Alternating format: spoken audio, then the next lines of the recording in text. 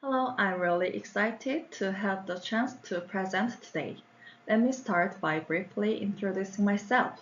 I'm Hyeonjeong, a sophomore at Jeju Halla University. The presentation will focus on our novel least eccentric contraction device.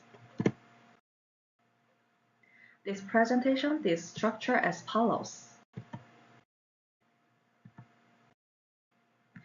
Lateral epicondylitis is primarily caused by eccentric overload of the least extensor tendons, most commonly the extensor carpi brevis. Recent studies suggest that eccentric strengthening is the most effective intervention in this condition. Eccentric exercise is effective. However, research on muscle thickness and muscle activation remain insufficient. The aim of this study was to measure muscle thickness and muscle activation during least eccentric contraction and to compare two grips, the straight type and the board type.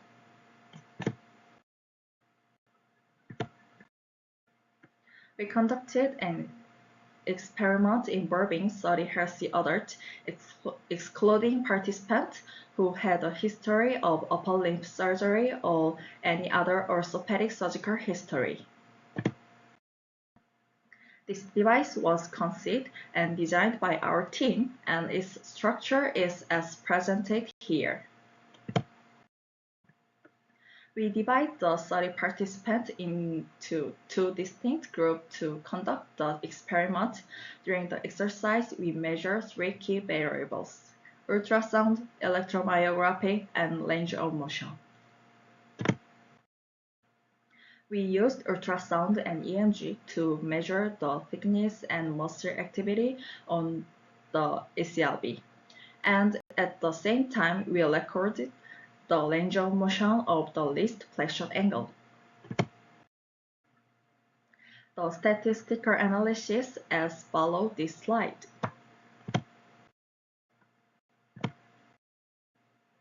Subject characteristics are summarized as follows. Ultrasonography data show that during eccentric contraction, the straight grip decreased from 28.30 to 22.35, and the board grip decreased from 27.70 to 21.48.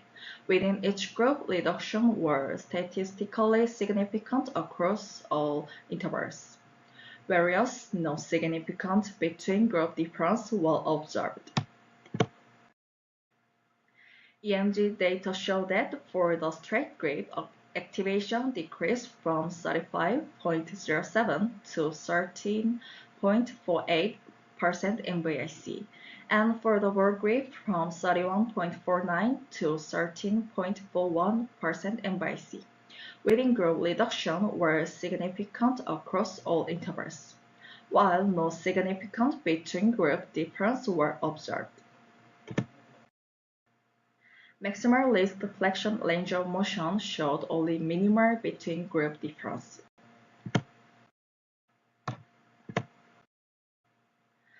We developed a novel eccentric least exercise device and measured ECLB muscle thickness and activation.